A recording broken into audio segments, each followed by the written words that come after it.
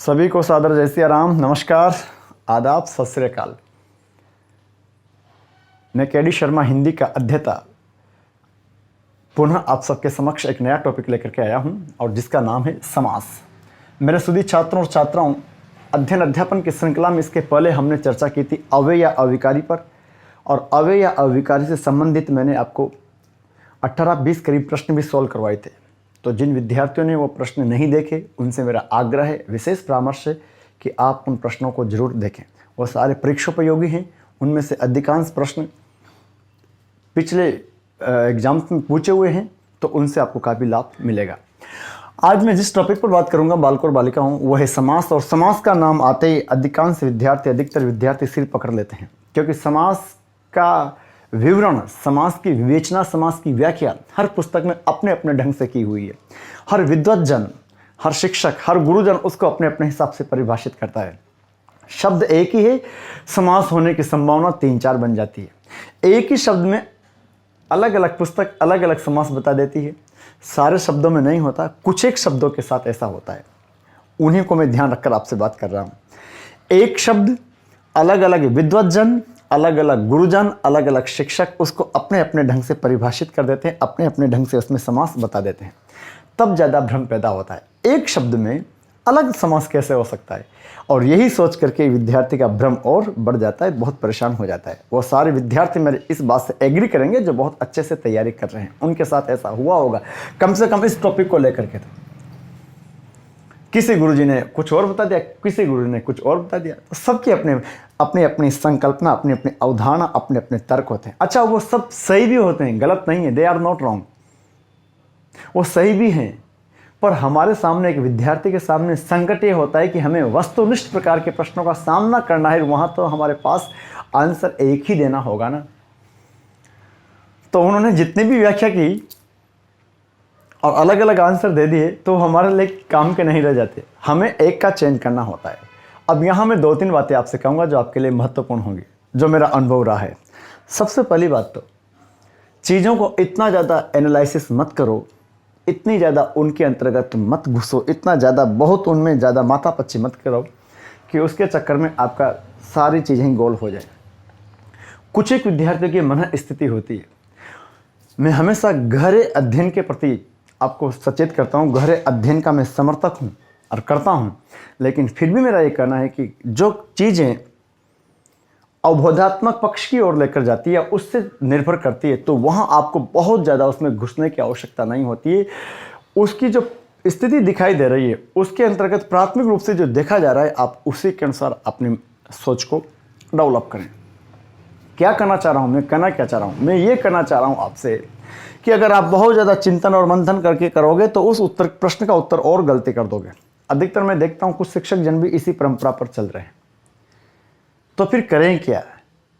तो मेरा आपसे यहाँ ये सुझाव है कि मैं आज जो कुछ आपको बताऊंगा, आज का व्याख्यान मेरा बहुत महत्वपूर्ण होगा आप सबके लिए।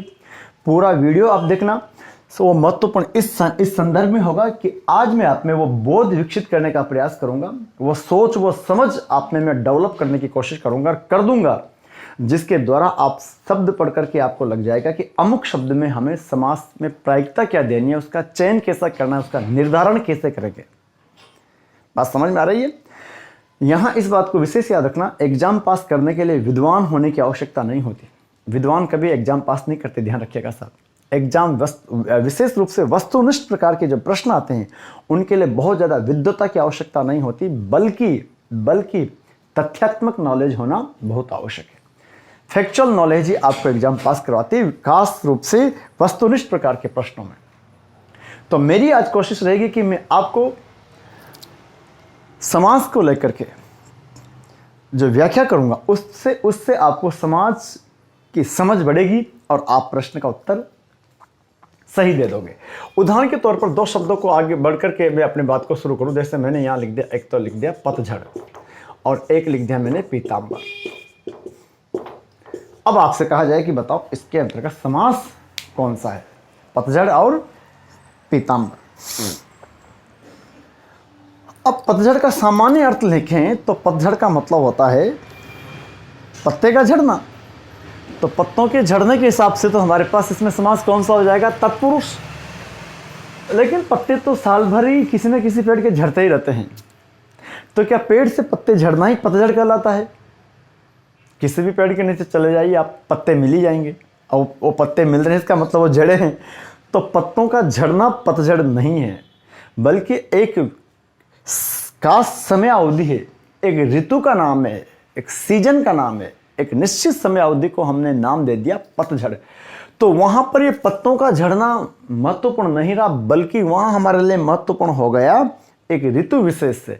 और जब ऋतु विशेष हो गई तो हमारा समास हो गया बहुव्रीहि। समझ में आ रही है?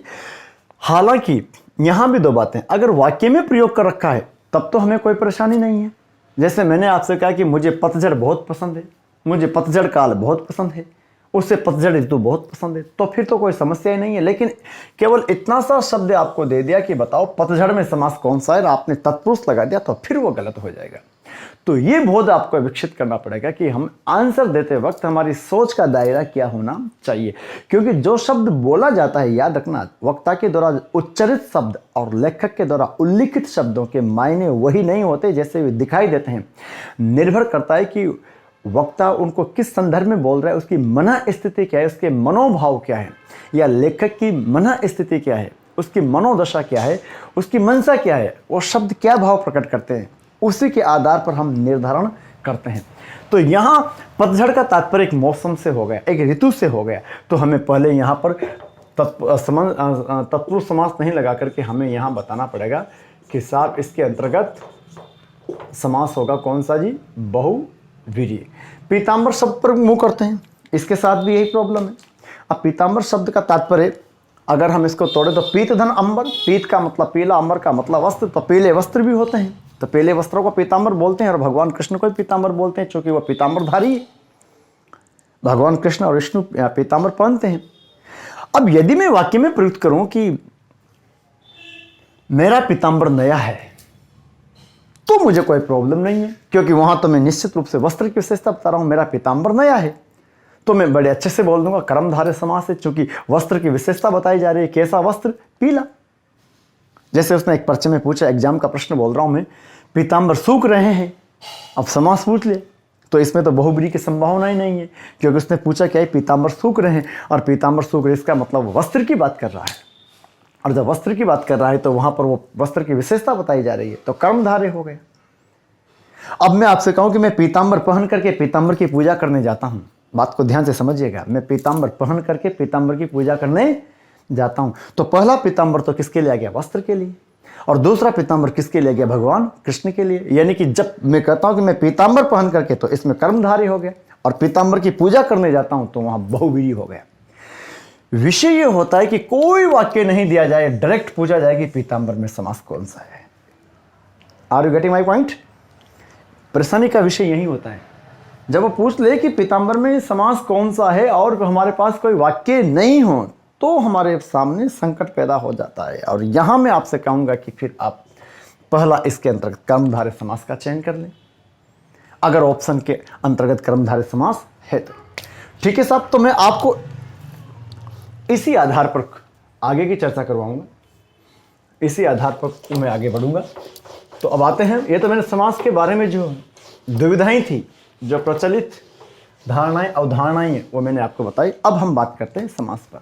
देखो जी, समास का सामान्य अर्थ अगर बात करें तो समास में सम और आस दो शब्दों से बनाए, खूब पढ़ा होगा आपने। सम का तात्पर्य होता है पास या निकट। क्या होता है जी? पास या निकट। और आस का मतलब होता है बैठाना या रखना, बैठाना या रखना। इस सम में याद रखना हलचिन लग रहा है। एक सम ये होता है विद्यार्थी, इसका मतलब होता है समान। इसका तात्पर्य क्या होता है? समान। जैसे कि समकोण, जैसे कि समदर्शी। ध्यान दीजिएगा, जिसमें हलचिन नहीं आता उसका तात्पर्य होता है समान। जैसे समकोण, जो कोण सारे बराबर हो वो समकोण है, जो सबको एक दृष्टि से देखता है वो समदर्शी है। और इस सम का तात्पर्य क्या है? उचित, पास या निकट, यानी कि पास पास बिठाना या पास पास रखना, ये इसका तात्पर्य है। ठीक है, तो सबसे पहले अगर देखें तो समास का शाब्दिक अर्थ, समास का शाब्दिक अर्थ होता है समास का शाब्दिक अर्थ होता है, इसको नोट कर देना, मैं हटा रहा हूं। समास का शाब्दिक अर्थ होता है, समास का शाब्दिक अर्थ होता है पास रखना, निकट रखना, पास में रखना या निकट। समास का शाब्दिक अर्थ होता है, समास का शाब्दिक अर्थ होता है पास रखना या निकट रखना। अगर आप शब्दकोश देखोगे तो समास का अर्थ संक्षेप करना भी मिलता है, और वस्तुतः हम संक्षेप भी तो करते हैं। गंगा का जल, का को हटा दिया, एक साथ कर दिया तो गंगा जल हो गया, तो वहां संक्षिप्तीकरण हो रहा है ना, तो वो भी नोट कर लें, वो भी पूछा जाता है। समास का सामान्य अर्थ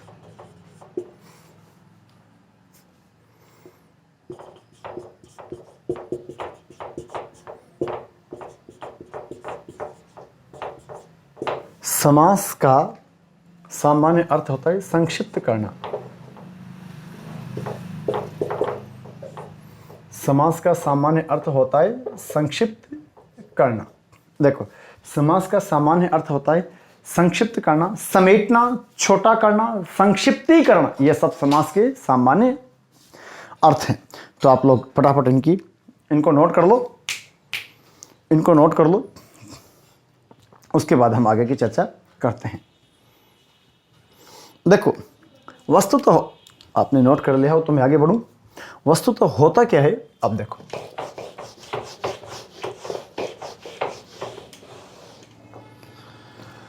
मैंने यहां पर आपके समक्ष लिखा गंगा जल,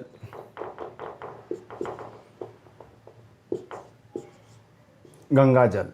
अब यहां आप देखेंगे तो गंगा और जल है, लेकिन जब मैं इसका विग्रह करूंगा तो मुझे क्या करना पड़ेगा, गंगा का जल, यहां संधि नहीं होकर संयोग हो रहा है, तो मुझे बोलना क्या पड़ेगा, गंगा का जल। अब ये गंगा का जल, तो यहां से का को हटा करके एक कर दिया, का को हटाकर गंगा और जल को मिला दिया, तो यही तो छोटा करना हो गया, समेट दिया ना हमने उनको, ठीक है।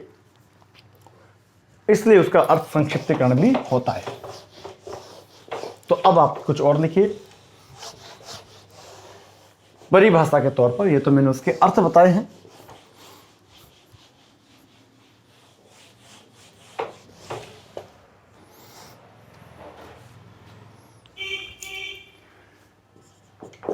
दो या दो से अधिक शब्दों को, दो या दो से अधिक शब्दों को मिलाकर, दो या दो से अधिक शब्दों को मिलाकर एक सार्थक शब्द, एक सार्थक शब्द बनाने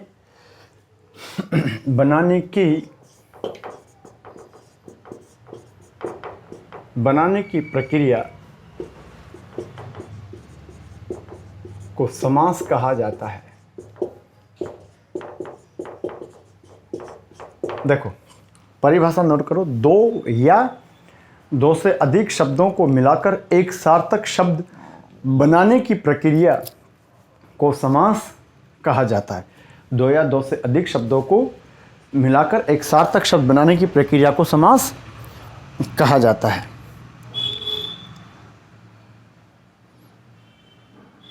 अब होता क्या है, देखो, परस्पर संबंध बताने वाले शब्द जैसे कि कारक चिन्ह यानी कि विभक्तियां यानी कि परसर्ग या प्रत्यय, उनका लोप करके दो शब्दों को हम नजदीक ले आते हैं, और ये कहलाता है सामासिक पद, समास पद या समस्त पद। तो मैं चाहूंगा इस तथ्य को भी हम नोट कर लें।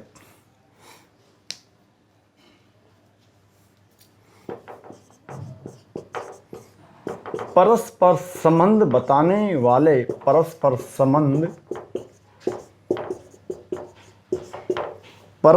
संबंध बताने वाले शब्द क्या क्या, जैसे परसर्ग, परसर्ग मतलब विभक्ति चिन्ह, परसर्ग प्रत्यय परस्पर संबंध बताने वाले शब्द परसर्ग प्रत्यय आदि का लोप कर, आदि का लोप कर बनाया गया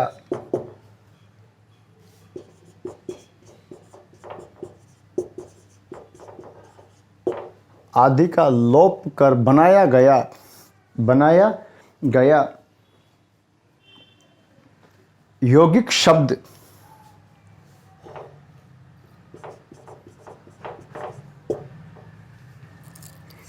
समस्त पद या सामासिक पद, यौगिक शब्द समस्त पद सामासिक पद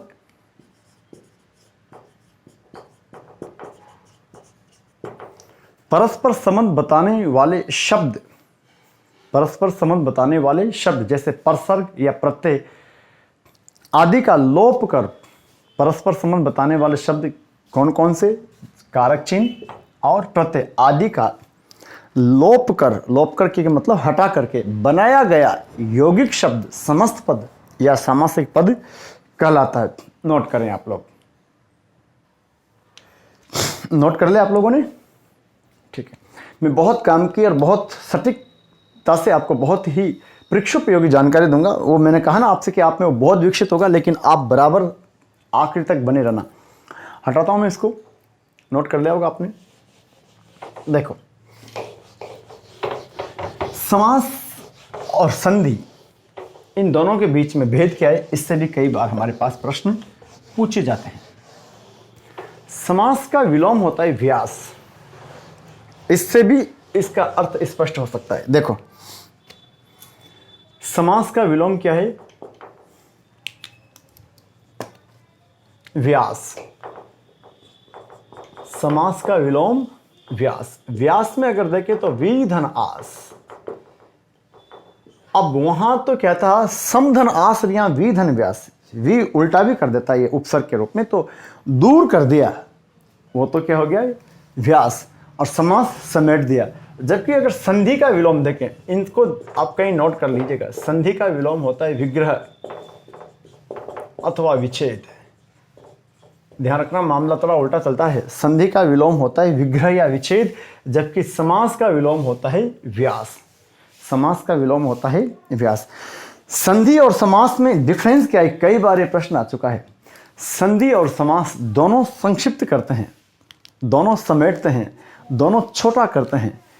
आपने यहां पर देखा था, अभी मैंने थोड़ी देर पहले आपसे कहा कि मैं जब कहूं आपसे कि मुझे गंगा का जल पसंद है, मुझे गंगा का जल पसंद है, तो एक कोई भी ये बोल देगा कि यार ये गंगा का जल बोल रहा है, इससे बेटर है कि ये क्या बोल दे, गंगा जल बोल दे, यही होगा। आपने कहा कि मुझे दाल और बाटी पसंद है, तो सामान्य सी बात है कि आप दाल और बाटी बोल रहे हो तो एक साथ क्या बोल दो, दाल बाटी, और को हटा दिया, यहां से का को हटा दिया। तो कहने का तात्पर्य क्या है कि शब्दों को छोटा करके बोलने की जो शैली है वही तो समास है, और संधि में भी कुछ ऐसा ही होता है, लेकिन दोनों में डिफरेंस है। और वो डिफरेंस क्या है, यही हमारे लिए सीखने या समझने की जरूरत है उसको। संधि में क्या होता है, प्रथम शब्द की अंतिम ध्वनि, प्रथम शब्द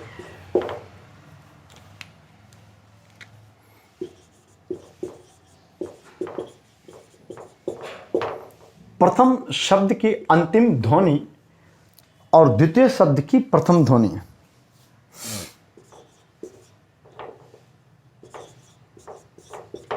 और द्वितीय शब्द की प्रथम ध्वनि, प्रथम शब्द की अंतिम ध्वनि और द्वितीय शब्द की प्रथम ध्वनि, उनके मध्य विकार उत्पन्न आता है, उनके मध्य विकार आता है और यही हमारी संधि होती है। संधि की परिभाषा यही है कि दो ध्वनियों के मेल से उत्पन्न विकार को संधि कहा जाता है। समझ में आ रही बात को? जैसे यहां पर मैंने आपसे कहा, देखो इधर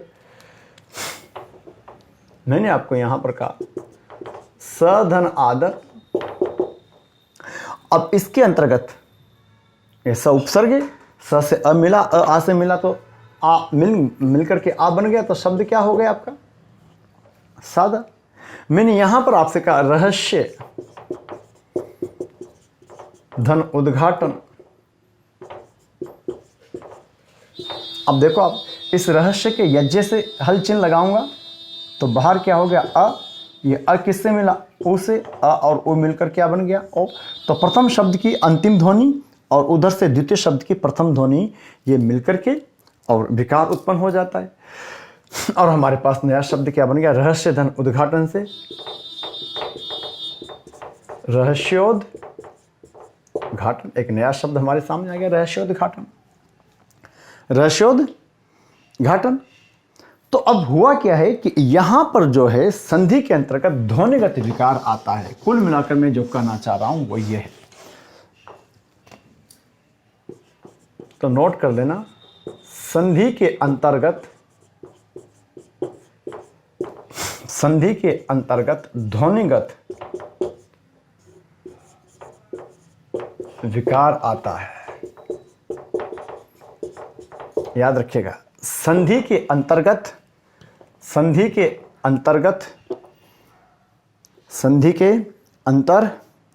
ध्वनिगत विकार आता है। ध्वन्यात्मक विकार जिसको हम कहते हैं वो होता है संधि के अंतर्गत। समास के अंतर्गत ध्वनिगत विकार नहीं आता। समास के अंतर्गत तो बिल्कुल शब्द ही पास में आ जाते हैं और बीच में से विभक्ति चिन्ह या कारक चिन्ह या जो प्रत्यय लगे हुए उनका लोप हो जाता है। जबकि संधि के अंतर्गत ध्वनियां मिलती है और विकार उत्पन्न होता है, वो ध्वनि के स्तर का होता है। याद रखना, वहां ध्वनि के स्तर का विकार होता है संधि के अंतर्गत, और समास के अंतर्गत शब्द का ही लोप हो जाता है। याद रहेगा इस बात को। तो संधि और समास के अंतर्गत जो बाकी सारे गौण चीजें हैं, मुख्य बात यही है कि संधि के अंतर्गत ध्वनिगत विकार आता है। ठीक है साहब, तो ये संधि और समास में अंतर हो जाएगा। समास के अंतर्गत शब्द और शब्द मिलते हैं और उनके बीच का जो भी कारक चिन्ह वगैरह आ रहा है उनका लोप कर देते हैं, और यहाँ पर प्रथम शब्द की अंतिम ध्वनि द्वितीय शब्द की प्रथम ध्वनि उनके बीच में विकार आता है। तो हटा दूं मैं।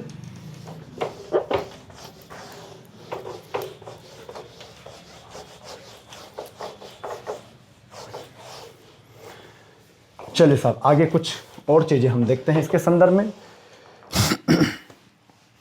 अब देखो, एक पद में कभी समास नहीं हो सकता। पद से तात्पर्य शब्द से ही है।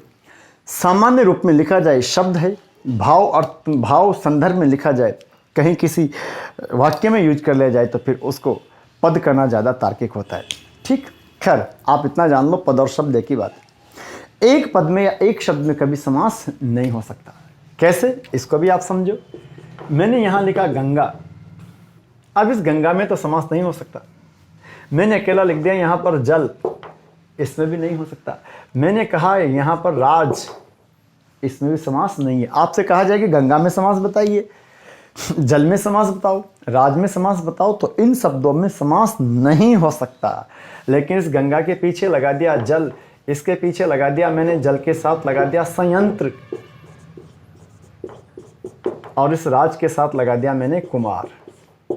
आप देखो, अब तीनों शब्दों में समास हो जाएंगे क्योंकि तीनों के अंतर्गत दो दो शब्द आ रहे हैं, दो दो पद आ रहे हैं। देखें आप, गंगा, यहाँ जल है और यहाँ पर, तो सबसे पहली बात तो याद रखिए कि समास के लिए न्यूनतम दो पदों की आवश्यकता तो होती है। समास के लिए कम से कम या न्यूनतम दो पदों की आवश्यकता तो होती है। एक पद में, एक शब्द में समास नहीं होगा। अब वो हो सकता है कि वहां पर विभक्ति से जुड़ा हुआ हो या प्रत्यय के रूप में हो। अब गंगा और जल, इसके अंतर्गत बन जाएगा गंगा का जल, जल संयंत्र, जल का संयंत्र, राजकुमार, राजा का कुमार। तो कहना क्या चाह रहा हूं कि समास के लिए कम से कम दो पदों की आवश्यकता होती है, न्यूनतम दो पद हमें चाहिए होते हैं समास के अंतर्गत। तो देखो, इस तथ्य को भी हम नोट कर लेते हैं। समास के लिए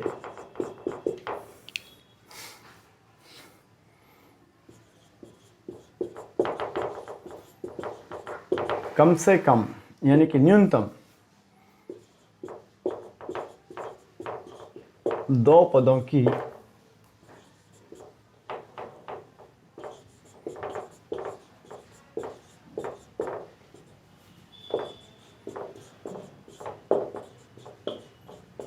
समास के लिए कम से कम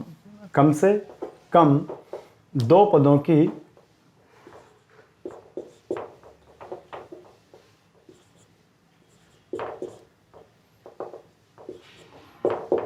समास के लिए कम से कम 2 पदों की आवश्यकता होती है, यानी कि 2 पद बिना हम समास नहीं बना सकते, उसकी हमें ज़रूरत पड़ती है। ठीक है साहब, तो ये समास के बारे में सामान्य जानकारी हो गई। अब समास के भेद की बात करते हैं। तो ध्यान रखना, जब यहां बात आई ये 2 पद, तो ये ध्यान देने वाली बात है, 2 पद। अब इसके अंतर्गत जब भेद आएंगे तो ये 2 पद ही उनका भेद निर्धारित करेंगे।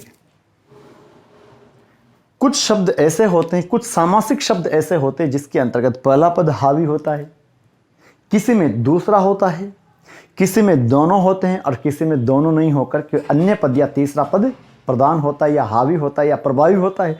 उसी के आधार पर हम कह सकते हैं कि पद की प्रधानता के आधार पर समास के 4 भेद होते हैं। पद की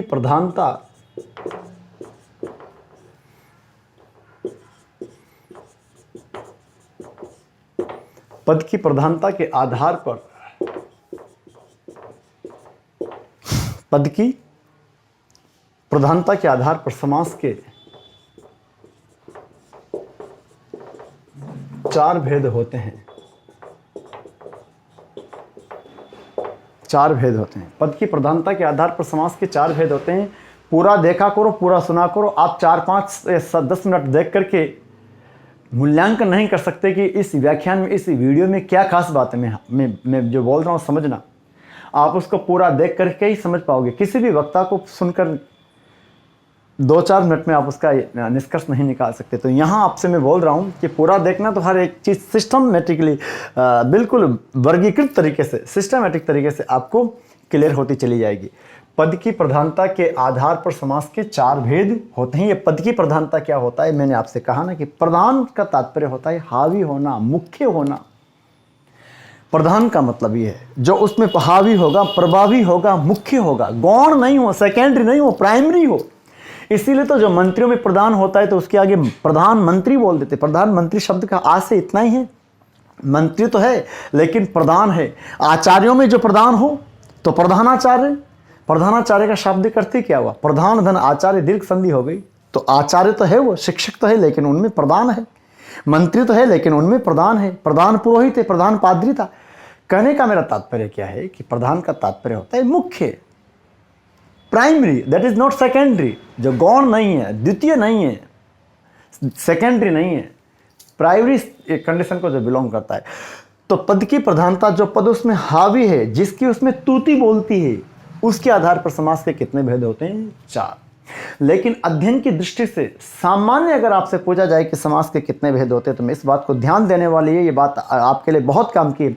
आपसे कहा जाए समास के कितने भेद होते हैं, तो आपका उत्तर होगा 6, जब तक कि पद की प्रधानता शब्द का उल्लेख ना हो। जब तक कि पद की प्रधानता शब्द का उल्लेख ना हो।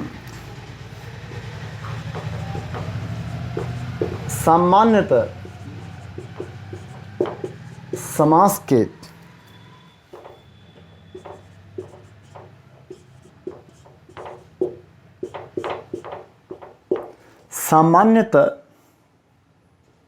समास के 6 भेद माने जाते हैं।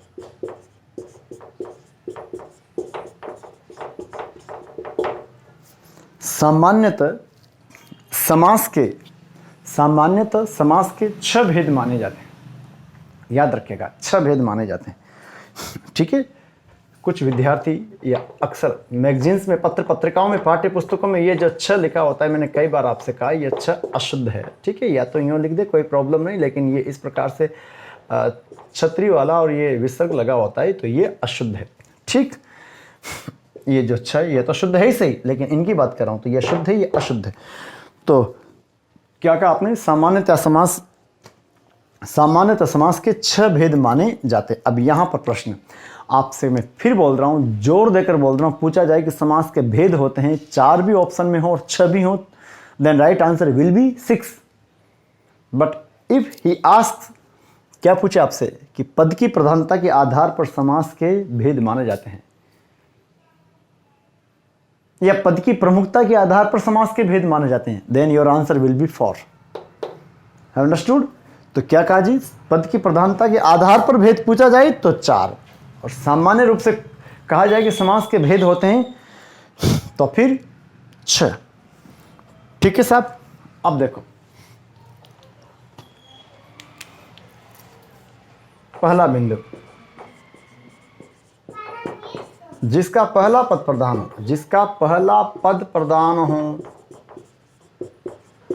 जिसका पहला पद प्रधान हो, उसको क्या बोल देते हैं जी, अव्ययी भाव। अव्ययी भाव समास, जिसका पहला पद प्रधान हो, जिसका द्वितीय पद प्रधान हो,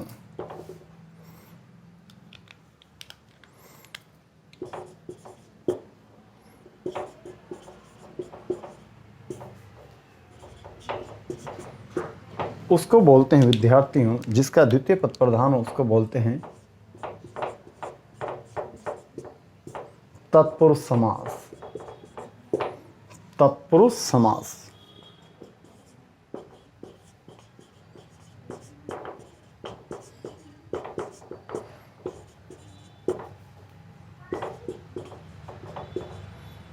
जिसके दोनों पद प्रधान हों,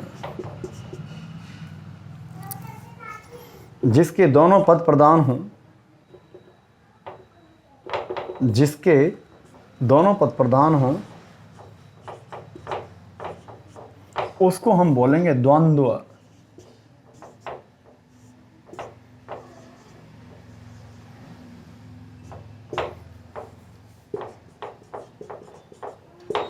जिसके दोनों पद प्रधान हों, जिसका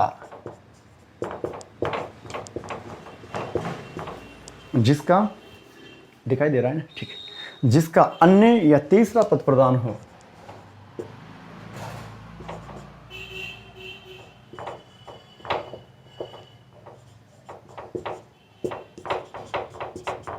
जिसका अन्य या तीसरा पद प्रधान हो, उसको बोलते हैं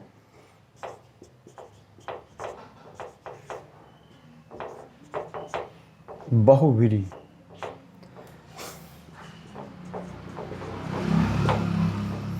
बहुव्रीहि नहीं होता, बहुव्रीहि। बहुव्रीहि होता है, ध्यान रखना, ये वह है, ब नहीं है, ये वह है। बहुव्रीहि,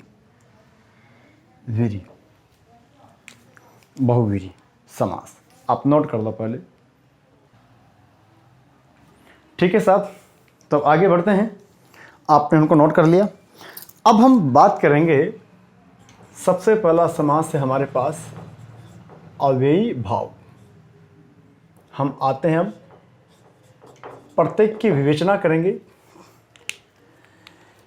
तो अव्ययी भाव समास, ध्यान दीजिएगा साहब, अव्ययी भाव समास पूरे 6 के 6 समास पढ़ेंगे।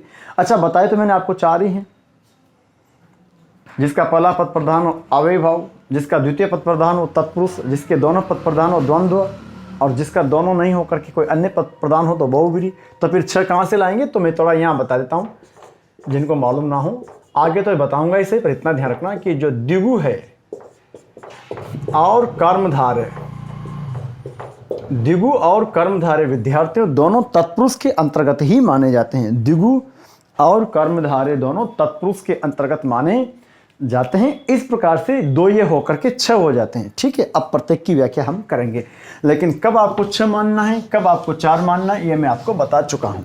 ठीक है, जहाँ पर अगर आपको पद की प्रधानता के आधार पर कहें तो आप चार मानेंगे, और सामान्य पूछा जाए तो आप छह मानेंगे। अब हम आगे बढ़ते हैं। अव्ययभाव समास। अगर मैं यहाँ इस शब्द की व्याख्या करूँ तो इसके अंतर्गत मूल शब्द क्या है, वय, और उसमें लगा दिया अ उपसर्ग। हालांकि वय को भी आगे तोड़ा जा सकता है, वी धन आय, ये इस प्रकार से बना हुआ है। तो वी धन आय से वे कर दिया, और उस वी धन आय से हमने वे कर दिया, और उसके आगे अ लगा दिया, और शब्द क्या बन गया आपका, अव्यय। ठीक है, तो देखो वी धन आय कर दिया, वी धन आय करने से आपका यण संधि हो गई, और आगे लगा दिया अ, तो शब्द हो गया वय। अव्यय का तात्पर्य क्या होता है, जिसके अंतर्गत कोई रूपांतरण ना हो, जिसके अंतर्गत कोई बदलाव ना हो, जो कि अविकारी होते हैं। हम पढ़ चुके हैं अव्यय के बारे में।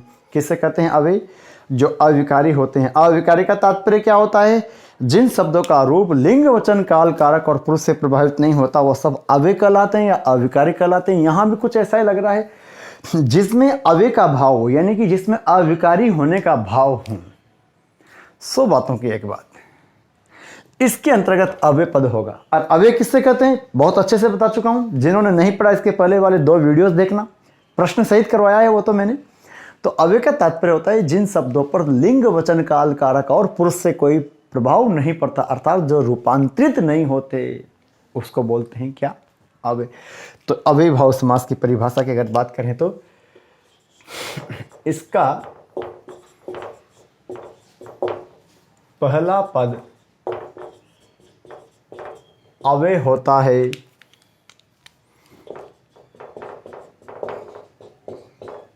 इसका पहला पद अव्यय होता है। किसका पहला पद जी, किसका पहला पद, अव्ययभाव समास का। अब यहाँ पर फिर आ गया कि अव्यय क्या होता है, तो मैं संक्षेप में परिभाषा बता देता हूँ। हालांकि मैंने पूरा टॉपिक आपको बताया है, पर कुछ ऐसे सज्जन होंगे जिन्होंने वो नहीं देखा होगा, तो यहाँ देख ले।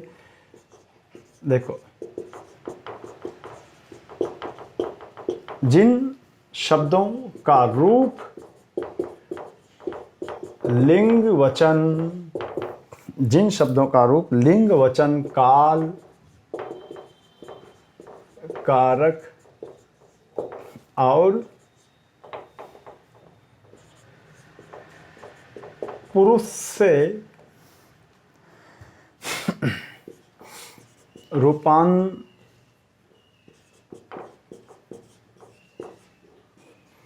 रूपांतरित नहीं होता,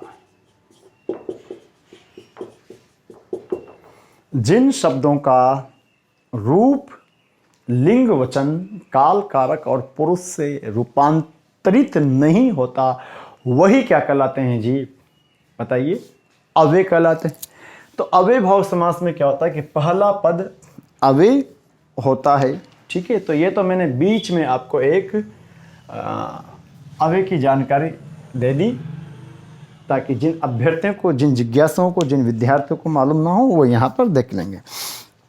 ठीक है, अब अव्ययभाव समास की परिभाषा तो ये हो गई।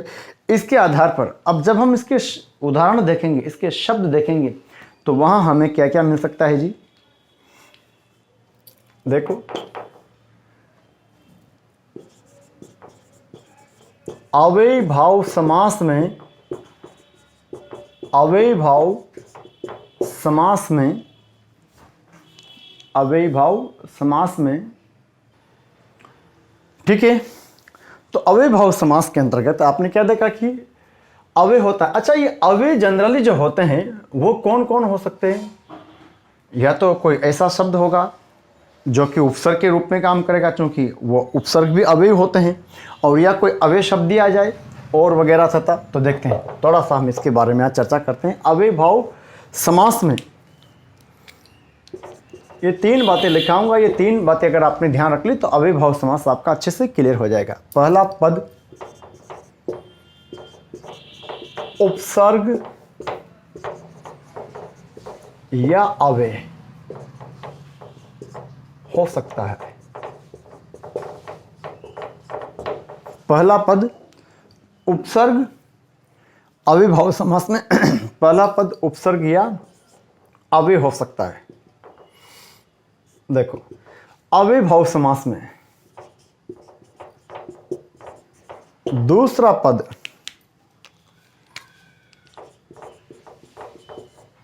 उपसर्ग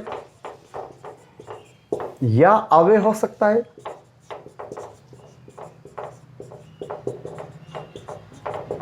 अव्यय से तात्पर्य फिर बोलूंगा जिन पर लिंग वचन काल कारक का फर्क नहीं पड़ता। और तीसरा भी वही, ये मैंने आपको यहां पर भी क्या है, अविभाव समास में तीसरा बिंदु जो है, दूसरा पद उपसर्ग या अव्यय हो सकता है, पहला भी हो सकता है। इसका तात्पर्य क्या हुआ कि जरूरी नहीं कि पहला पद ही अव्यय हो। पहला पद अव्यय होता है ना, तो जरूरी नहीं है कि पहला पद ही अव्यय हो या पहले पद में उपसर्ग लग रहा हो। दूसरे पद में भी उपसर्ग हो सकता है, दूसरे पद में भी अव्यय हो सकता है। बात को समझने की कोशिश करना। जैसे मैंने आपको यहां पर बोला, दो शब्दों के माध्यम से मैं अपनी बात को क्लियर कर रहा हूं बीच में रोक करके। एक तो मैंने बोला प्रतिशत। अब यहां आप देखेंगे प्रति उपसर्ग लग रहा है शत के आगे प्रति, लेकिन जब मैं आपसे कहूंगा नित्य प्रति, बोर्ड पर देखो, जब एक शब्द मैंने बोला नित्य प्रति, तो नित्य प्रति के अंतर्गत आप क्या देखते हैं कि नित्य के पीछे प्रति लग रहा है, यानी कि यहां उपसर्ग आगे था। उपसर्ग चूंकि अव्यय की भांति व्यवहार करते हैं और यहां पर पीछे लगा हुआ है उपसर्ग, तो प्रतिशत में तो प्रति उपसर्ग आगे लगा हुआ है। प्रतिशत शब्द में प्रति उपसर्ग आगे लग रहा है, लेकिन नित्य प्रति के अंतर्गत उपसर्ग पीछे लग रहा है। तो यहां पहले पद में भी अव्यय हो सकता है, दूसरे में भी अव्यय हो सकता है। पहले में भी उपसर्ग हो सकता है, दूसरे में भी हो सकता है, दूसरे में के अंतर्गत भी हो सकता है। जब मैं आपसे ये देखो यथाशक्ति मैं आपसे कहूंगा, अभी मैं बहुत सारे उदाहरण आपके समक्ष रखूंगा, ये तो मैं मेरे इन दोनों बिंदुओं को सिद्ध करने के लिए मैं आपसे बात कर रहा हूं। जब मैं आपसे कहूंगा यथाशक्ति, तो यहां यथा अव्यय है जो कि पहले लग रहा है।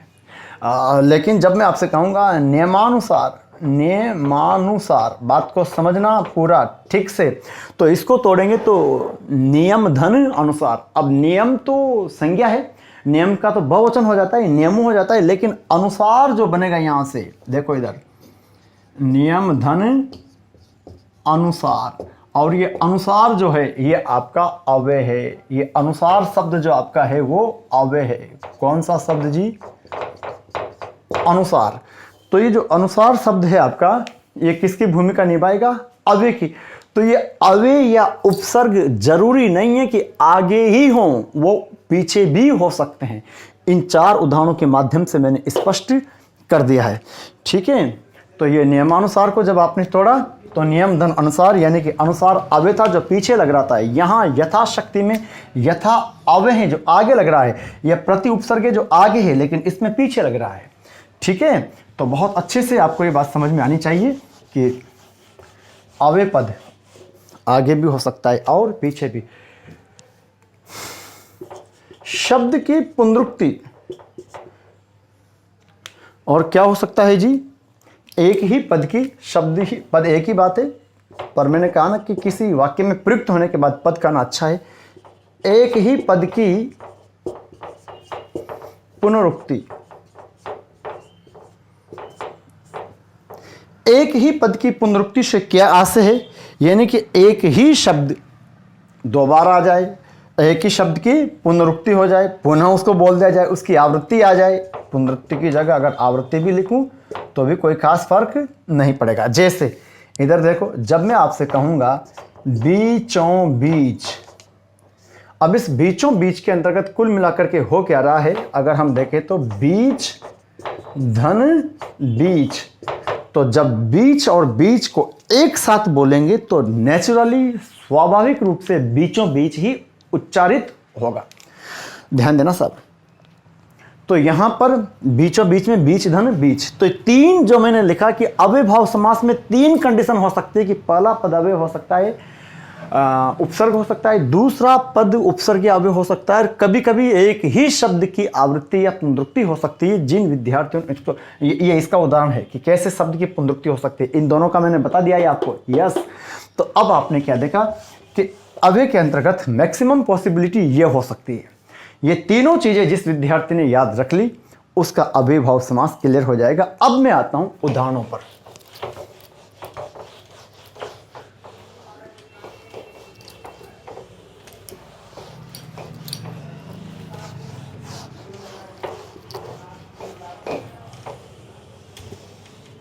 देखो, अब मैं उदाहरण पर लेकर आता हूं आपको। एक बात यहां यह भी ध्यान रखने वाली है, कहते हैं कि समास के अंतर्गत विग्रह करते समय, उनका विश्लेषण करते समय, उनका विग्रह करते समय उन्हीं शब्दों का प्रयोग किया जाना चाहिए जो कि समास के अंतर्गत प्रयुक्त हो रहे हैं। जैसे उदाहरण के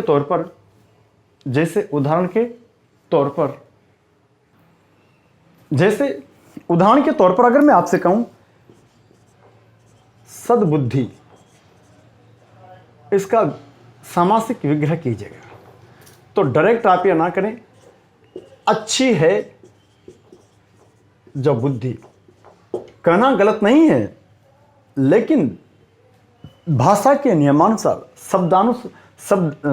शब्दानुशासन के अनुसार, शब्द के अनुशासन के अनुसार हमें यह कहना होगा तो ज़्यादा तार्किक होगा। सत, आप चाहो तो ब्रैकेट में उसका अर्थ स्पष्ट करने के लिए लिख दो, सत है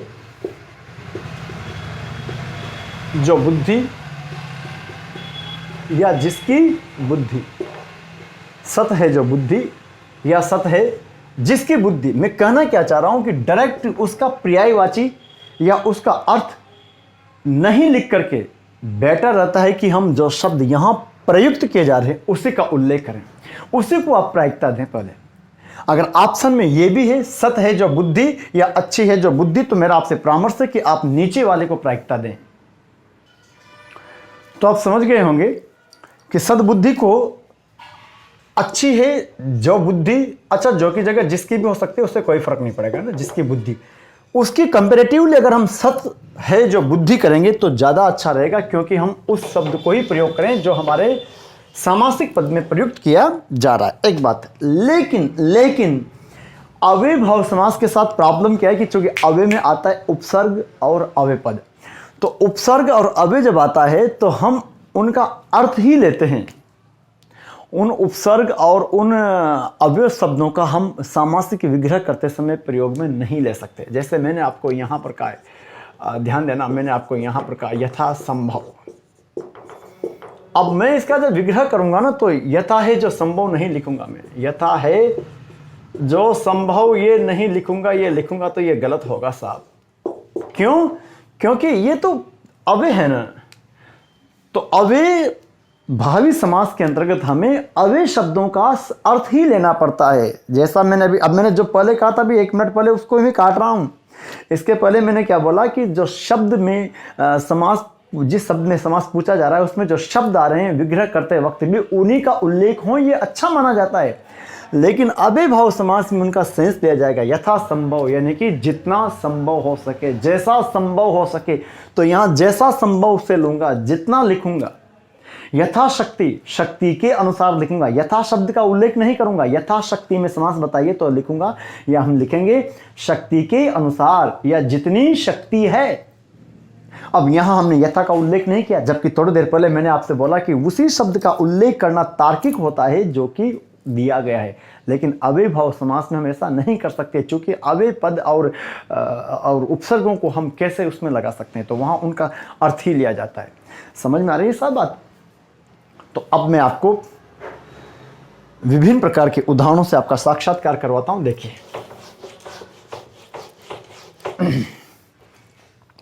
पहला पद अपने जो लिखा था तो वहीं से लेता हूं ताकि आपको सुविधा रहे। पहला पद उपसर्ग या अव्यय, इस पर जुड़े हुए उदाहरण देखते हैं। पहला पद उपसर्ग या अव्यय, उसी पर जुड़े हुए शब्द देखते हैं। तो सबसे पहले देखेंगे तो प्रतिघात, उसके बाद फिर क्या आ गया जी, प्रत्याघात, फिर प्रतिपल, फिर लिख दूंगा, फिर लिख देता हूं मैं आपके सामने प्रतिदिन, प्रतिदिन। ठीक है साहब। अब देखो, पहला पद उपसर्ग या अव्यय, पहला शब्द है प्रतिघात। सबसे पहले अगर बात करें तो प्रतिघात में विद्यार्थियों कोई संधि नहीं है। मैं चारों पांचों बातों पर एक साथ चर्चा करूंगा, संधि भी बताऊंगा, समास तो बता ही रहा हूं, अर्थ भी बताऊंगा। ठीक है, और कोई खास बात होगी उनके संदर्भ में तो उसकी व्याख्या भी मैं आपके समक्ष रखूंगा। तो प्रतिघात, इस प्रतिघात के अंतर्गत संधि नहीं है, संयोग है। प्रति और घात का मतलब होता है चोट। तो इसकी जब हम विग्रह करेंगे तो घात के बदले घात, घात के बदले घात, क्या बोला जी, प्रतिघात, घात के बदले घात। लेकिन विद्यार्थियों प्रत्याघात की बात करूंगा तो यहां पर यण संधि हो रही है। कौन सी संधि जी, यण संधि। देखो आप, प्रति धन आघात, यण संधि हो रही है, प्रति धन आघात। प्रत्याघात की बात करूंगा तो यहां पर यण संधि हो रही है, प्रति धन ये आघात है। यहां पर आघात में क्या हो रहा है, घात में आ उपसर्ग और जोड़ दिया, घात में आ उपसर्ग हमने और जोड़ दिया। तो प्रत्याघात, यहां अगर विग्रह करेंगे तो आघात के बदले आघात, क्या बोला जी मैंने, आघात के बदले आघात, आघात के बदले आघात। घात में आ उपसर्ग जोड़ दिया है, घात में आ उपसर्ग जोड़ दिया तो आघात के बदले आघात। पुनः प्रतिपल की बात करें तो प्रति के साथ पल का संयोग हो रहा है, संधि नहीं हो रही। तो यहां पर प्रतिपल यानी कि हर पल। मैंने जैसा भी आपसे कहा था कि चूंकि हम अव्ययभाव समास के अंतर्गत जो उपसर्ग आ रहा है या जो अव्यय आ रहा है उसका हूबहू यानी कि उसी रूप में, यथा रूप में प्रयोग हम नहीं कर सकते। क्यों नहीं कर सकते, क्योंकि उसका हमें अर्थ लेना पड़ता है। उसका अर्थ, उसको लिख देंगे तो हमारा अर्थ स्पष्ट नहीं हो पाएगा। जबकि अन्य समास के अंतर्गत हम यथा रूप में प्रयोग करेंगे शब्दों का, यानी कि जो शब्द में आ रहा है, सामासिक पद में जो आ रहा है वही विग्रह करते वक्त यूज करेंगे, लेकिन यहां नहीं कर सकते। प्रतिदिन मतलब कि हर दिन या प्रत्येक दिन। प्रत्यारोप, इसके इस प्रतिदिन में भी संधि नहीं हो रही, इसमें भी संयोग हो रहा है। ठीक है, प्रति के साथ दिन जुड़ रहा है।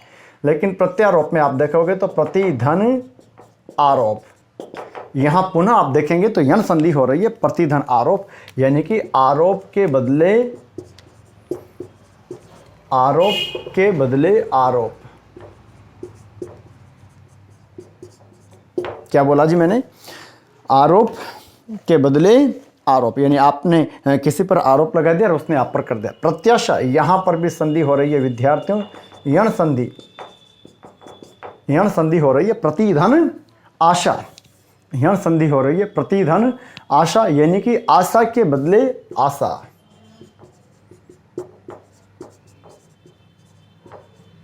आशा के बदले आशा, आशा के बदले आशा। प्रतिहिंसा संयोग है, पुनः प्रतिधन हिंसा, हिंसा के बदले हिंसा।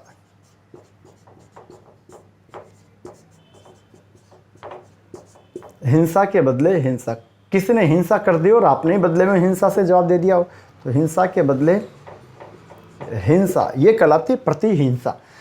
प्रतिक्षण, इसके अंतर्गत भी संधि नहीं होकर के संयोग हो रहा है। प्रतिक्षण यानी कि हर क्षण, जैसे हमें प्रतिक्षण अपने उद्देश्य को याद रखना चाहिए। प्रतिक्षण, हर क्षण, ये दो शब्द बहुत महत्वपूर्ण है नीचे जो आ रहे हैं। एक तो है आपका प्रत्युपकार, तो इसको अगर तोड़ूंगा मैं तो प्रतिधन उपकार, बहुत अच्छे से बता रखा है मैंने आपको यण संधि में भी ये। और प्रत्युपकार, प्रतिधन अपकार, दिखाई दे रहा है यहां तक, देखो तो, यस, प्रतिधन अपकार।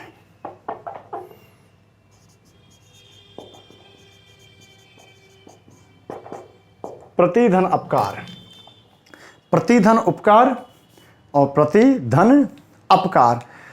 प्रत्युपकार तो क्या होता है, उपकार के बदले, उपकार के बदले उपकार। उपकार का मतलब होती है भलाई, और यहां पर क्या होगा, अपकार के बदले अपकार, और कहीं नोट कर लेना, उपकार यानी कि भलाई, अपकार यानी कि बुराई। याद रखिएगा ये दोनों शब्द एक दूसरे के विलोम भी हैं। हेलो, ये दोनों शब्द एक दूसरे के विलोम भी हैं। तो ये दोनों शब्द एक दूसरे के विलोम है। प्रत्युपकार का विलोम प्रत्युपकार, प्रत्युपकार का विलोम प्रत्युपकार, और ये एकल शब्द में भी आते हैं। वन वर्ड की दृष्टि से भी महत्वपूर्ण है दोनों शब्द। प्रत्युपकार भलाई के बदले भलाई यानी कि उपकार के बदले उपकार, और प्रत्युपकार अपकार के बदले अपकार यानी कि बुराई के बदले बुराई। ये इसका तात्पर्य आपके सामने मैंने दोनों का रख दिया है। ठीक है, अब उस श्रृंखला को देखते हैं। प्रतीक, संधि करूंगा तो प्रतिधन एक, यही बनेगी। प्रतिधन एक, यण संधि हो रही है, याद रखना संधि का नाम। और अगर विग्रह करूंगा तो मुझे क्या करना होगा, हर एक, प्रत्येक का तात्पर्य क्या है, हर एक समक्ष, सम उपसर्ग लग रहा है अक्षी या अक्ष। अक्षी का मतलब होता है आंख। जब ये दोनों जुड़ेंगे तो इस ए का लोप हो गया। ऐसा कुछ शब्द होते हैं जैसे रात्रि है, निशा है, अक्षी है, दिशा है। चतु और दिशा को जोड़ते हैं तो चतुर्दिशा नहीं होती, चतुर्दिश रह जाता है। तो इसी प्रकार से यहाँ पर ये अक्षी का ई लोप हो गया, और ये जो मकार है इसमें अनुस्वार है, ये अ इसमें आ जाएगा मकार में, तो शब्द हो जाएगा आपका समक्ष। तो समधन अक्षी, समक्ष। सम का मतलब मैंने आपको स्टार्टिंग में बताया था कि निकट या पास। अक्षी यानी आंख, जो कि आंख के पास हो, हमारी नजरों के सामने हो, आंख के पास हो, उसको बोल देते हम क्या, समक्ष। अक्षी के पास, अक्षी के पास या सामने। ठीक है, यथा विधि, यहां संयोग हो रहा है, यथा धन विधि, विधि के अनुसार। जैसे ये काम आपने यथा विधि किया है, विधि के अनुसार। यथा योग्य, यथा योग्य जितना योग्य है, या जैसा योग्य है, यथा योग्य जितना योग्य है या जैसा योग्य है। यथा योग्य आपको जॉब मिलेगा, यानी कि आप जितने योग्य हों, तो जितना योग्य या जैसा योग्य। यथाक्रम संयोग हो रहा है, ठीक है, आर पार, यथाक्रम क्रम के अनुसार। यथा समय यानी कि उचित समय, यथा समय पर पहुंच जाना, यानी कि जो दिया गया समय है, जो बताया गया समय है, उचित समय। यथामति, मति के अनुसार। जैसे मैं इन शब्दों की व्याख्या यथामति कर रहा हूं, मति के अनुसार। यथा अनुरूप, यहां दीर्घ संधि हो रही है। यस, मैंने कहा कि सब में संयोग हो रहा है, तो नहीं, यहां से संयोग था, लेकिन यथानुरूप में यथा धन अनुरूप।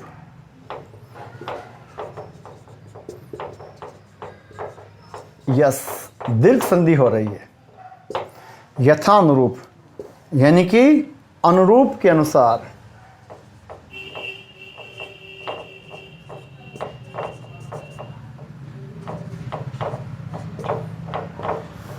क्या बनेगा जी, अनुरूप के अनुसार, या और कहूं तो उसी अनुरूप।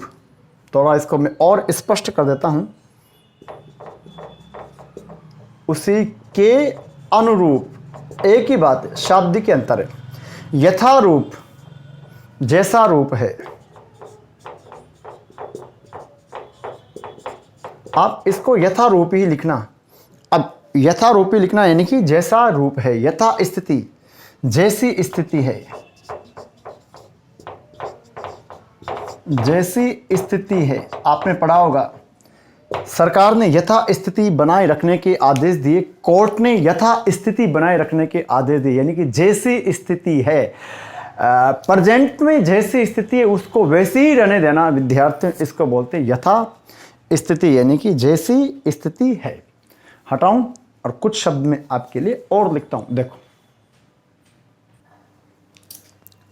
देखते हैं। देखो यथोचित गुण संधि हो रही है। यथा धन उचित, संधि कौन सी? गुण। जैसा उचित है, विग्रह करोगे तो जैसा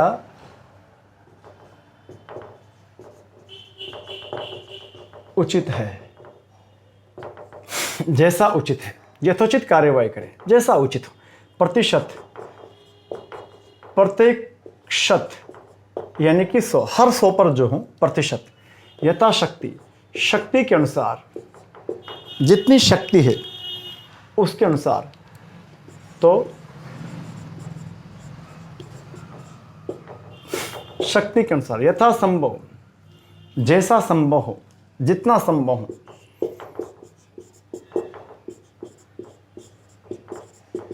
जैसा संभव हो या जितना संभव हो। यथाशीघ्र,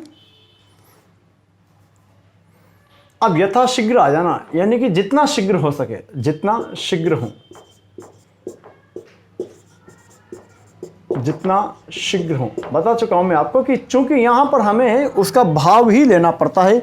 अव्ययभाव समास के अंतर्गत हम उन अव्यय पदों को या फिर उन उपसर्गों का प्रयोग नहीं कर सकते विग्रह करते वक्त। ये जितना शीघ्र हो। यथास्थान, उचित स्थान,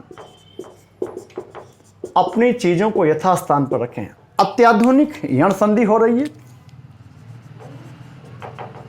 अति धन आधुनिक, अति धन आधुनिक मतलब कि आधुनिक से भी अधिक, अत्याधुनिक हथियारों से लैस सारे अपराधी। तो आधुनिक से भी अधिक, आधुनिक से भी, आधुनिक से भी अधिक, जो प्रचलित है उससे भी ज्यादा, बहुत, जिसे कहेंगे लेटेस्ट। अनुक्रम,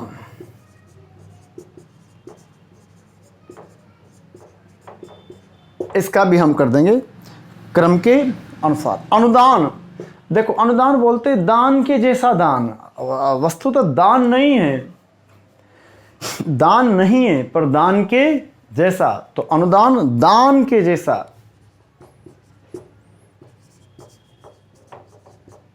दान के समान दान, दान के समान। आकंठ, उपसर्ग लग रहा है आ, कंठ तक,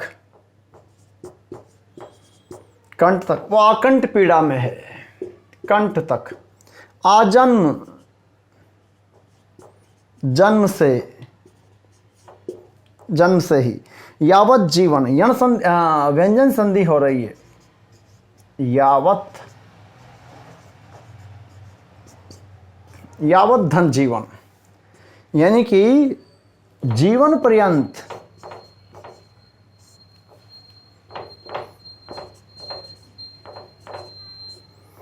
जीवन पर्यंत, जब तक जीवन है, मतलब जीवन पर्यंत, जब तक जीवन है। अनुदेश, देश का मतलब कथन भी होता है, ध्यान देना सर।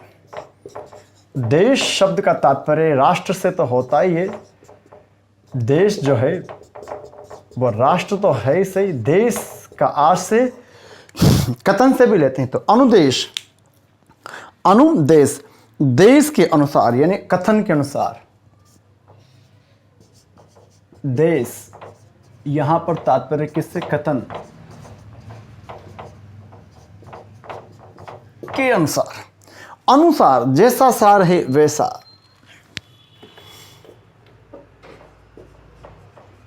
जैसा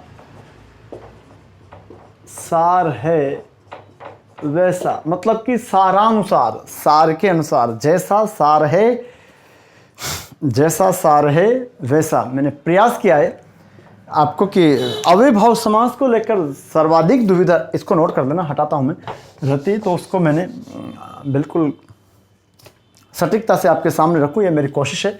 आमरण, आधन मरण, मरने तक उन्होंने आमरण अनशन किया, आजीवन, जीवन भर,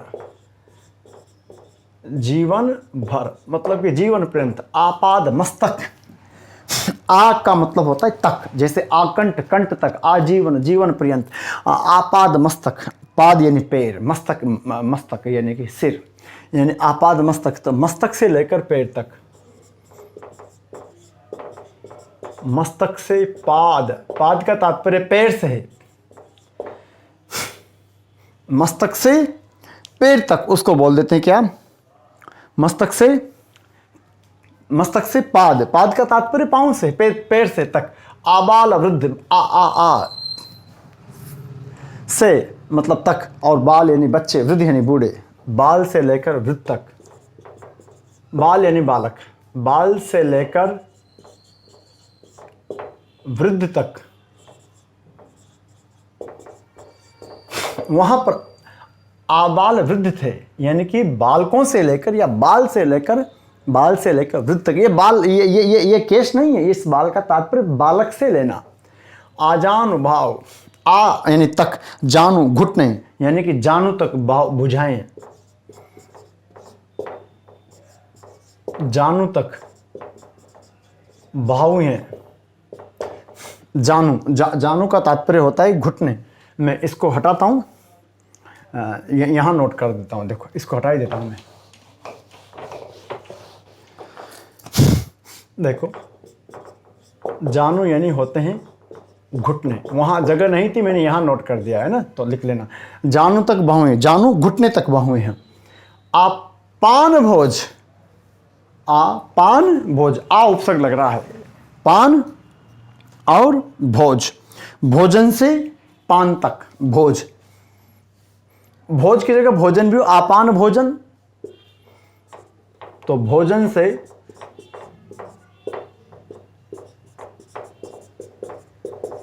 भोजन से पान तक। अत्यंत यण संधि हो रही है, अति से भी परे हूं, अति से अधिक हूं। अति धन अंत, यण संधि हो रही है, अति उपसर्ग लग रहा है। निडर,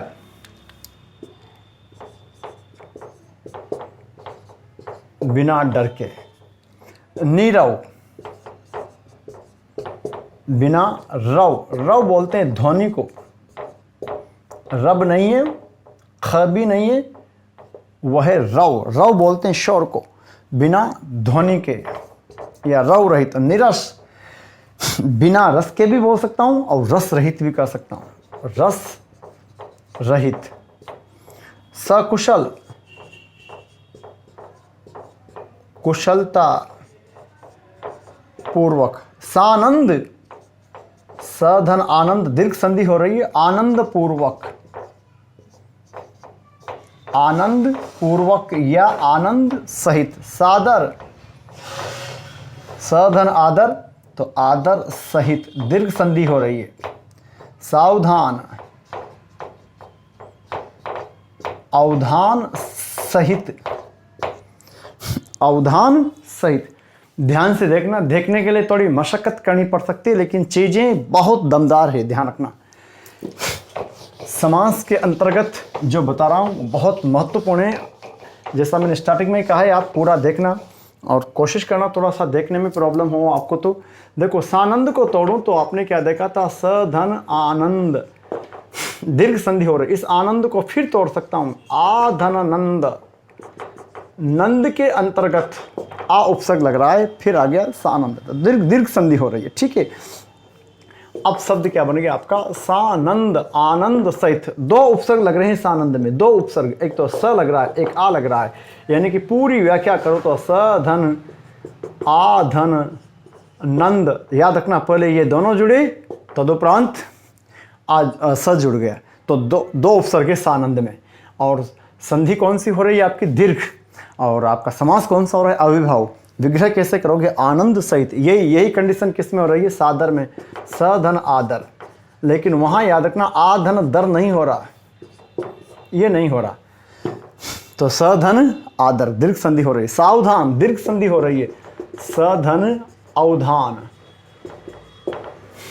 अवधान का मतलब होता है ध्यान, नोट करो, नोट करो। मैंने यहाँ नोट कर देता हूँ, जगह है मेरे पास, ध्यान रखना। देखो, अवधान का मतलब क्या होता है? ध्यान। अवधान किसे कहते हैं? ध्यान को। तो सावधान, ध्यान सहित की जो कंडीशन होती है, ध्यान सहित जो है वही तो सावधान है। अवधान यानी ध्यान यानी सहित, सावधान रहना यानी कि ध्यान सहित रहना, बी अटेंटिव, सावधान होना, ध्यान देना साहब। तो सधन अवधान, इसके अंतर्गत एक उपसर्ग और लग रहा है, अवधनधान। ठीक है, तो आपने सारे शब्दों को नोट कर लो, मैंने कुछ इधर व्याख्या कर दी, उनको भी आप उतार लेना। हटा दूं? उतार लिए? देखो, देखिए साहब, हर रोज यानी प्रत्येक रोज, प्रत्येक दिन, हर पल यानी कि प्रत्येक पल। एक ही बात है, प्रत्येक पल बोलो, हर पल बोलो, शाब्दिक की डिफरेंस है। नागनाथ कहूँ, सांपनाथ कहूँ, एक ही बात है। तो प्रत्येक पल, हर दिन, प्रत्येक दिन, प्रत्येक दिन, दरअसल, इसका मतलब होता है असल में। ये जो दर है ना, इसका आशय ये होता है मैं। और यहां याद रखना, जब दर लगा देते तो मैं नहीं लगाते, दरअसल में बात ये थी, ये कहना गलत है। या तो बोलो दरअसल बात ये थी, या बोलेंगे असल में बात ये थी। सुनो सुनो क्या बोला है मैंने, असल में बात ये थी या दरअसल बात ये थी। चूंकि दर लगाने के बाद मैं का प्रयोग नहीं होता, वाक्य शुद्धि में ध्यान रखना। असल में, दर हकीकत, अब यहां वापस देख लो, हकीकत में, तो ये मैं का भाव किससे आ रहा है? दर से। सप्रमाण मतलब कि प्रमाण सहित, प्रमाण सहित, सशक्त, शक्ति सहित। सशक्त व्यक्ति है, सशक्त व्यक्ति है। सशक्त व्यक्ति का मतलब ही क्या है? कि बड़ा शक्ति सहित है। सशर्त, सशर्त, शर्त सहित। सानुज,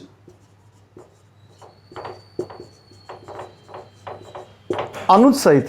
साक्षर, अक्षर सहित। बाहर ये क्या है?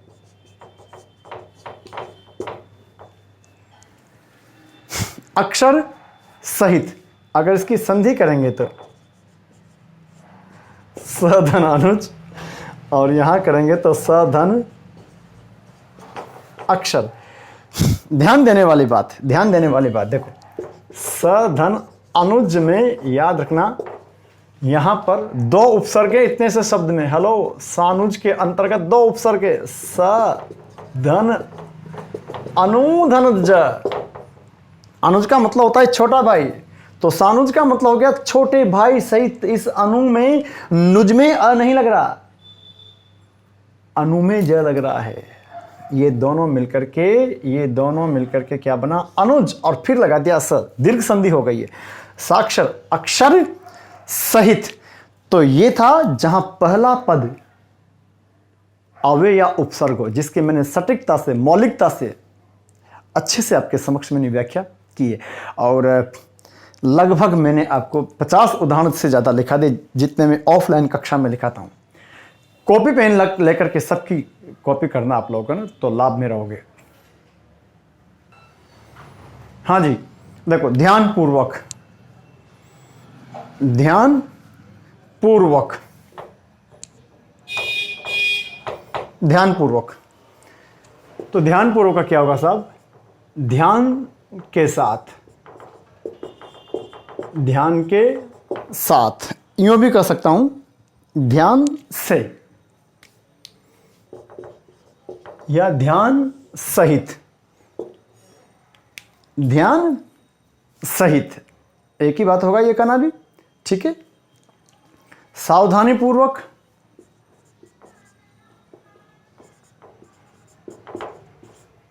सावधानी, सावधानी के साथ, या फिर सावधानी से। देखिए, नियम पूर्वक, नियम पूर्वक यानी कि नियम से या नियम के साथ, नियमानुसार, नियम के अनुसार, नियम के अनुसार यानी कि जो नियम से हो।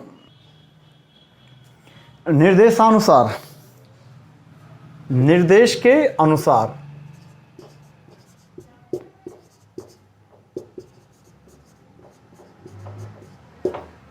कथनानुसार,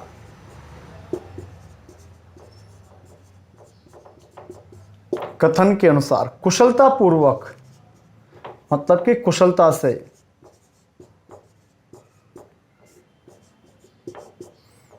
कुशलता से, या यूं भी कह सकता हूं कुशलता सहित। ठीक है। गंगा पार, गंगा के पार। सेवार्थ, यहां दीर्घ संधि हो रही है, देखो। सेवाधन अर्थ।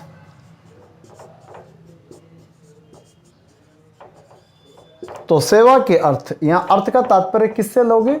के लिए से।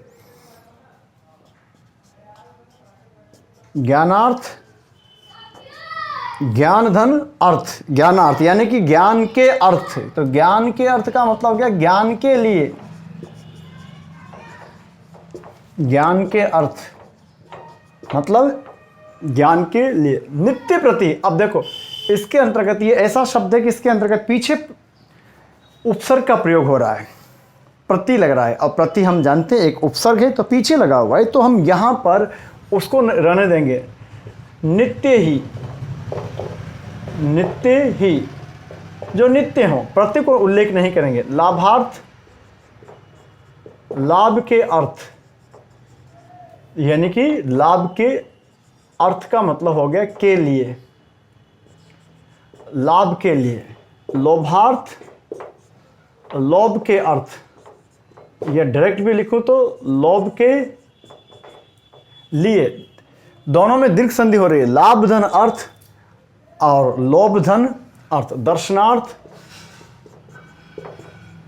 दर्शन के अर्थ में यहां भी आप चाहो तो क्या लोभ के अर्थ ब्रैकेट में के लिए,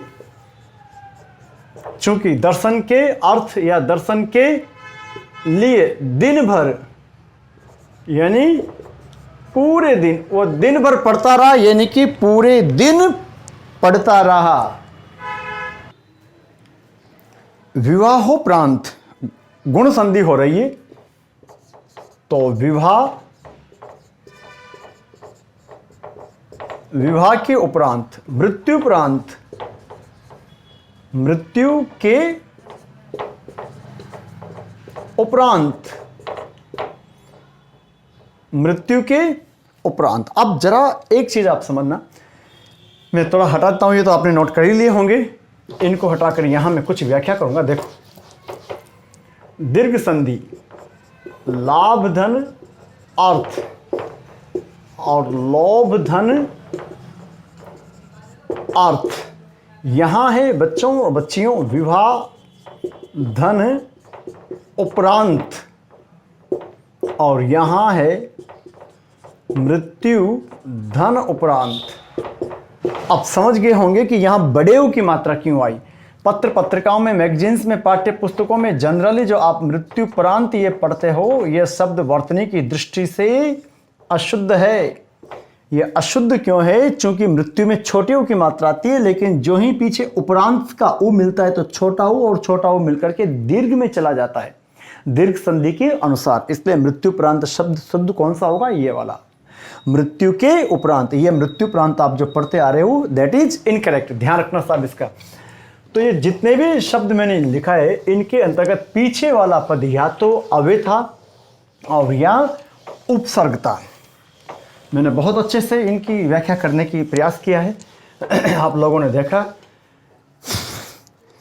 अर्थ जो यहां के लिए क्यों आ रहा है, एक टॉपिक है आपका अनेकार्थक।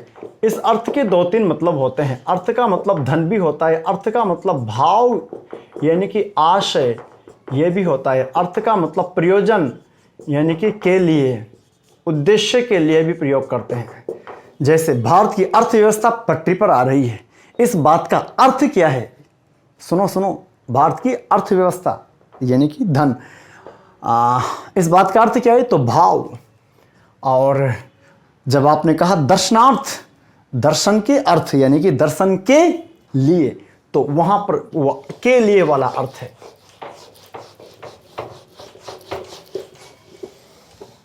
अब तीसरा जो बिंदु मैंने आपको उल्लिखित किया था, बताया था कि जहां पर शब्द की आवृत्ति हो, उसकी पुनरुक्ति हो, तो तीसरा बिंदु कौन सा? जहां शब्द की, देखिए, पदावृत्ति से बने अव्ययभाव सामासिक पद, यानी कि जो पद की आवृत्ति से दीर्घ संधि करना, पद धन आवृत्ति। हेलो, पदावृत्ति कोई अलग शब्द नहीं है, पद धन आवृत्ति। जैसे शब्द देखो आप, बीचों बीच,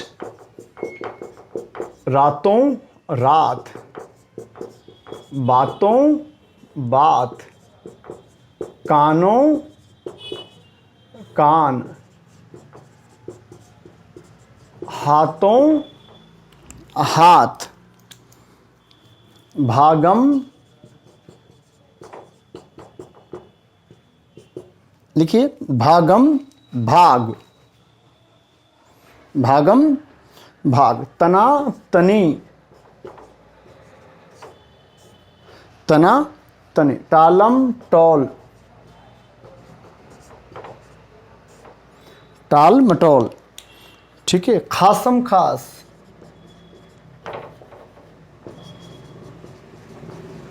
बोलते हैं ना, ये तो मंत्री जी का खासम खास है, तो खासम खास।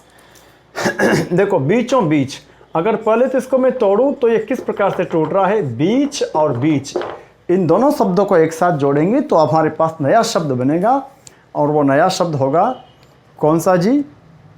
बीच। बीच और बीच को जोड़ेंगे तो शब्द क्या बन जाएगा? बीचों बीच। ध्यान दीजिएगा साहब, तो अगर आपसे कहा जाए कि बीच और बीच शब्द को तोड़िए तो कैसे तोड़ोगे? बीच धन बीच, यानी कि बिल्कुल बीच में, यानी बीच के भी, बीच के भी बीच में। किसे कहेंगे बीचों बीच? बीच के भी बीच में, मतलब कि बिल्कुल बीच में। मैंने कहा बीचों बीच, निशाना लगाना, बीच के भी बीच में। रातों रात तोड़ेंगे तो रात धन रात, यानी कि रात ही रात में, रात ही रात में। बातों बात, बात धन बात, तो क्या कहोगे? बात ही बात में, बात ही बात में। इसी प्रकार कानों कान, कान धन कान, यानी कि एक कान से दूसरे कान में। कैसे तोड़ोगे? कान के बाद दूसरा कान, एक कान से दूसरे कान में या तक। हाथों हाथ, हाथ ही हाथ में, हाथ धन हाथ, तो क्या कहेंगे? हाथ ही हाथ में। गिरा और हाथों हाथ ही मर गया, यानी कि हाथ ही हाथ में। भागम भाग, भागने के बाद, भाग धन भाग कर देंगे तो भागने के बाद भागना, भागने के बाद भागना।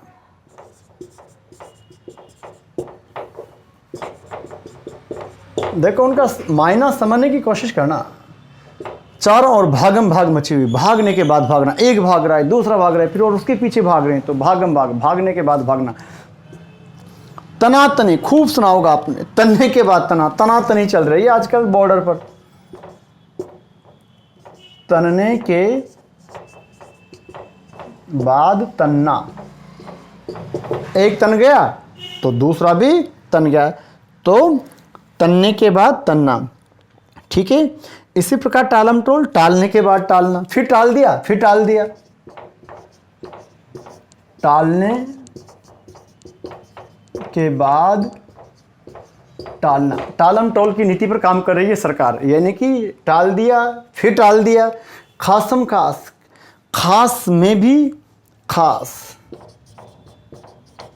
खास में भी खास, खास में भी खास। जो खास है यानी कि बहुत करीब हैं। खास का मतलब ही क्या होता है, बहुत ज़्यादा जो नज़दीक होता है उसको बोलते हैं खास। उसमें भी खास हो उसको बोल देते हैं हम खासम खास, यानी कि खास में भी खास। तो बीच के भी बीच में, रात में, बात में, एक कान से दूसरे कान में, हाथ में, भागने के बाद भागना, तनने के बाद तनना, टालने के बाद टालना, खास में भी खास। देखिए कुछ शब्द और देखते हैं। लूटम लूट, लूटम लूट, बारम बार, लूटम लूट और बारम बार। घर घर, गली गली, घर घर और गली गली, कुछ न कुछ, कुछ न कुछ। देखो लूटम लूट, लूट के बाद लूट, यानी कि एक ने भी लूट लिया और फिर लूट रहा है, चारों ओर लूटम लूट मची हुई है। बारंबार, यानी कि इस शब्द को 2 बार बोलेंगे तो ये ऑटोमेटिक हमारे मुंह से बारंबार ही निकलेगा। तो बार बार यानी कि बार के बाद बार, बार के बाद बार, यानी कि बार बार, हर बार। ठीक है, हर बार, बार के बाद बार ज़्यादा अच्छा रहेगा। बार के बाद, बारंबार प्रणाम करता हूँ, यानी कि इस बार, फिर इस बार। ठीक है, घर घर, प्रत्येक घर, प्रत्येक घर, उससे भी अच्छा रहेगा घर के बाद घर। अगर मैं इसकी व्याख्या करूं घर के बाद घर, तो ये और ज़्यादा सटीक रहेगा, क्योंकि घर घर का तात्पर्य वो घर घर जा रहा है, यानी कि एक घर, उसके बाद दूसरा घर, उसके बाद तीसरा घर। ठीक है, तो मैं यहाँ प्रत्येक घर कहूँ, ठीक है, लेकिन ये और भी अच्छा है। गली गली, गली के बाद गली, यानी कि प्रत्येक गली। सेंस या भाव तो यही है। ठीक है, गली के बाद गली, यानी कि प्रत्येक गली, कुछ ना कुछ, कुछ ना कुछ बोलते ना, कुछ ना कुछ अच्छा होगा। अब जब हम कहते हैं कि कुछ ना कुछ अच्छा होगा, यानी कुछ में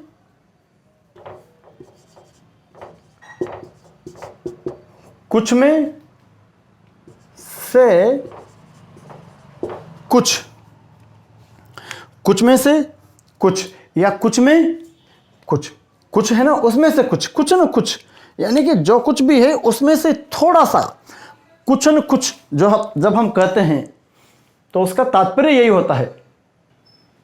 ठीक है साहब, तो ये थे लगभग 10-15 शब्द मैंने आपको पदावृत्ति वाले बता दिए।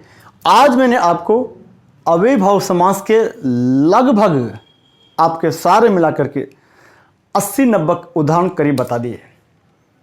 80-90 उदाहरण करीब मैंने आपको बता दिए हैं। और अगर आपने कॉपी पेन लेकर के इन सारे शब्दों को, मैंने बहुत मेहनत की है इनके साथ, मैं आपसे भी चाहता हूं, मैं आपसे भी अपेक्षा रखता हूं कि आप भी अगर मेहनत करोगे तो बड़े आसानी से आप इसके अंतर्गत निकाल लोगे।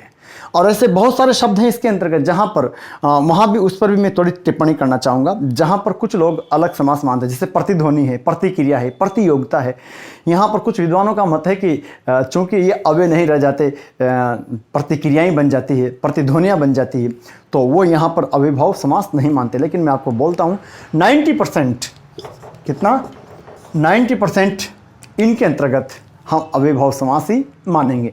तो आज आपको मैंने अव्ययभाव समास क्या होते हैं, समास की परिभाषा क्या है, समास का मौलिक कंसेप्ट क्या होता है, समास के अंतर्गत हमें देखना क्या होता है, और अव्ययभाव समास को बहुत गहराई से, बहुत गंभीरता से, बहुत अच्छे से आपके सामने मैंने उसको परोसा है, रखा है। तो आपसे मैं चाहूँगा कि बहुत अच्छे से आप प्रैक्टिस करना।